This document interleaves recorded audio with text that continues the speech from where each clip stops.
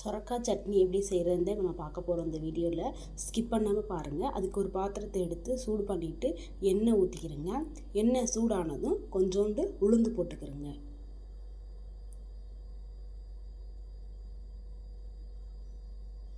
உளுந்து சூடானதுக்கப்புறம் மாதிரி பொரிஞ்சு வந்ததுக்கப்புறம் வெங்காயமும் பூண்டும் சேர்த்து நல்லா பொன்னிறமாக நல்லா வதக்கணும்.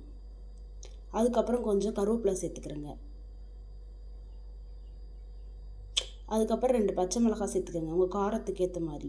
அதுக்கப்புறம் ஒரு தக்காளி சேர்த்துக்கிறேங்க.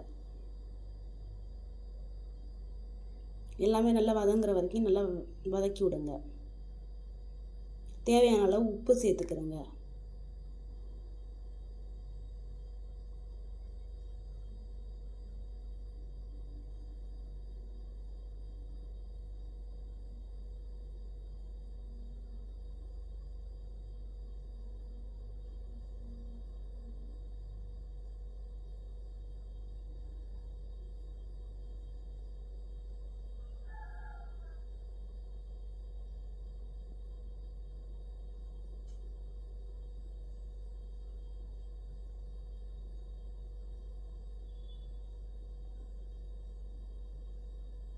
இப்போ க்ளீன் பண்ணி கட் பண்ணி வச்ச சொரக்காயை வந்து சேர்த்துக்கிறேங்க.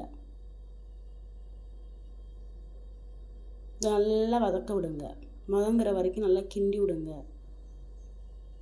அதாவது இந்த சொரக்காய் சட்னி சாப்பிட்றதுனால வந்து வெயிட் லாஸ் ஆகும். வெயிட் லாஸ் இருக்கிறவங்க வந்து இதை வந்து பிரேக்ஃபாஸ்ட்டு கூட வந்து இந்த சட்னியை வந்து எடுத்துக்கலாம். டின்னராகவும் எடுத்துக்கலாம், பிரேக்ஃபாஸ்ட்டு கூடயும் எடுத்துக்கலாம். நான் வந்து நைட்டு டின்னருக்கு தான் அதை ப்ரிப்பேர் பண்ணேன். நானும் டயட்டில் தான் இருக்கேன். 2 தோசை இந்த சட்னி நல்ல ரிசல்ட் கொடுக்கும். ட்ரை பண்ணி பாருங்கள். இப்போ வந்து ரெடி ஆயிடுச்சு. ஒரு மிக்ஸி ஜாருக்கு வந்து மாற்றிக்கிறேங்க. அதை மிக்ஸி அரைச்சதுக்கப்புறம் இந்த மாதிரி பேஸ்ட்டாக வந்துடும். அதை ஒரு பவுலில் வந்து ட்ரான்ஸ்ஃபர் பண்ணிக்கிறேங்க. இந்த தோசை சட்னி. பாய் பாய்.